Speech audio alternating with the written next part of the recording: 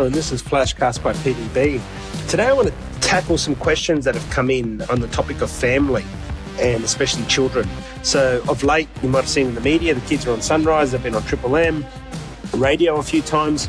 My boy Ali and his friends Cristiano and Rocco over the holidays, Christmas holidays, were told to get off their devices and spend some time in our roasting facility where they learned all about green beans. They went on to roast the coffee. They went on to build the brand, built the packaging, packaged their coffee and sold their first bag of coffee all within 3 days of when it all started.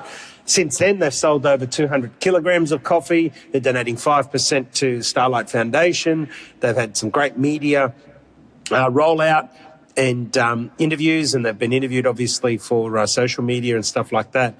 And some of the stuff that they've learned along the way has been quite powerful, and I've been getting a lot of questions around, why did we do that? Well, the why was it all started with trying to get them off their device, to get them to better use their spare time, everything in moderation. Of course, they're on school holidays, so we want them to be able to do stuff on their devices, but not, 5-6 hours a day, non-stop. So the motivation behind it was to actually get them off. What started as hey, go and exercise your brain. And with kids, the first point I make is I believe that we've got to entice them to use both the left and the right side of their brain. So the school does a great job in obviously left side of brain, all the analysis, numbers, reading, writing, all that stuff. But we want to encourage the right side of the brain, the creative stuff, the extracurricular stuff, the sports, the music, meditation even for kids, being creative, thinking about things differently, public speaking, drama classes. These are all the different things that we do. So to tackle the first question, which came in, was how do I teach my children to better use their spare time? Well, it's diary. It's planning. I love pen and paper. I teach the kids to use pen and paper often. I've got a 14-year-old daughter, Annika, and a 12-year-old boy, Ali. So I'm speaking from experience and sharing with the audience of what I do. So we get them to diarise. We get them to, diarise. We start with personal, professional, family.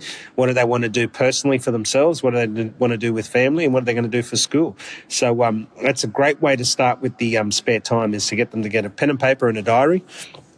To write down personal, professional and family, 3 categories. What are a couple of things they want to do each term in terms of themselves? So we tell them they have to do 1 thing per term minimum for themselves. For Annika, she loves dance. So it's jazz and hip-hop dancing. Ali loves boxing and a new game called Thunderball. So he does that. Family, what do they do family? With Ali, he loves having breakfast with myself and my wife in the morning. With Annika, she likes doing a debrief in the afternoon and sitting down and talking. She loves shopping. So I take her shopping or my wife takes her shopping. But we put ourselves in their environment. We do something as a family. We have family dinners.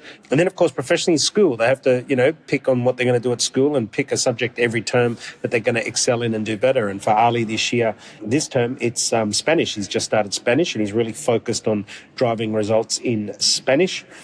And for my daughter, it's her art and science. Both of them she wants to keep excelling at and pushing herself. So, to answer that first question, what do we get them to do with their spare time? Well, there's no such thing as spare time, really. But we get them to plan. So pen and paper, diary, 3 different columns, personally, professional, family, write down things they want to do. And what you'll find is what they write in there, whether it's 1 thing, 2 things, 3 things in each, there won't be a lot of spare time left. And so that'll answer that question of spare time. But again, it's got to be stuff that works on the left and the right side of their brain. That's something that's really important. The next question that's come in, which is great, is how do we teach appreciation to children? And this came in and said, obviously you've done well, your children have many resources. How do you get them to appreciate it? And this is a really, really good question because there's 2 ways I'm going to answer this.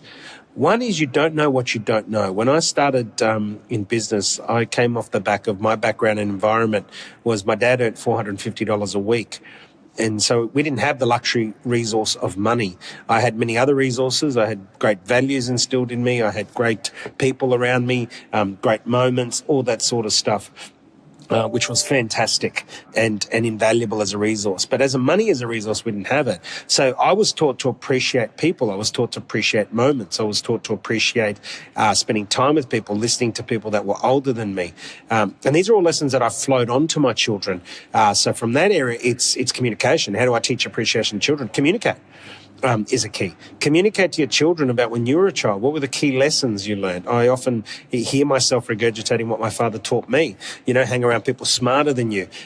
Listen more than what you talk. If you're going to talk, that's fine. Do more. Always keep your eyes open. Understand that one little error can undo all the great stuff you've done in life. This is a great way to teach appreciation, is to tell the stories of what you learned growing up as a child. And the next part, which as I said, I'd answered in two parts, is the money side. Of course, I appreciate money because I came from a family that had to use their money very sparingly. So the way we've done that with our children to teach appreciation in terms of hardships and what they have is to talk about things as resources, for them to understand that money is not the only resource. Health is actually the number one resource. Health is a resource. The people, friends and family is a resource. Yeah, money is a resource. Time is a resource. So we teach them to appreciate health, to appreciate the people in their lives, to appreciate time, and we teach them to obviously appreciate money, which segues into the third question, how to teach good money habits in children. Well, they don't know what they don't know. Remember this, I said it before. So therefore, we have a rule in our house, 20% of what you get given to spend must come back. So if you get given $10, then you can only spend $8. It's a very simple thing that we've done. That's one part I'll answer the question, is that you don't spend everything you have. So you must always have money in your wallet. You must always have money in your bag, whatever it is. So if I give our children $10, they're only allowed to spend $8. If they're given $100 by a relative for a birthday or whatever, they can only spend $80. It's a rule that we put in place to teach good money habits, to teach that you don't spend everything you have, and far worse, don't overspend. The next thing is we use a rule of thumb of, say, $30 per hour for people to quantify, for our kids to quantify what something costs. So if we go out for dinner and the bill is $120, then they say that's 4 hours work. And that's for them to understand the value of money in terms of a work. So the two tricks and the two tips I'll share with the audience there is step one, using the saving rule that you can only spend 80% of what you have been given or have earned of your own money. If they're doing work at the commune or around the house, then they can only spend 80%. And the second part is to use a rule of thumb of $30 an hour in terms of labour, so that when they're spending $60, they understand that's 2 hours work. When it's, $120, it's 4 hours work. So it starts to quantify what it takes to earn the money. The most important part for us and for anybody that is in a position that has obviously done well financially is you don't want them to think and assume that everything is, take things for granted. The last thing we want is our children taking things for granted and expectations, and this is the dangerous one. So in terms of kids, we make sure that we're constantly communicating with them, we're explaining things to them. They learn so quick, they're watching our actions, not just listening to our words, but it's really about that communication, storytelling. It's all about putting certain tools in place that will help them better understand. So I wanted to tackle those three questions there about spare time, appreciation, and money habits, and I hope I've done it justice and shared it. But these are some of the things that we do with our children. But the key is communication. Even when our kids don't want to communicate to us as they grow old and obviously go through puberty and go through different emotions, they're going to want to push us away. Some great advice I've gotten from many parents is never let your kids go. Always keep one hand on them. Even when they're trying to push us away, keep one hand, be there. As much as we want to get angry sometimes and cranky, do our best to try and keep our calm because we want to be there for them.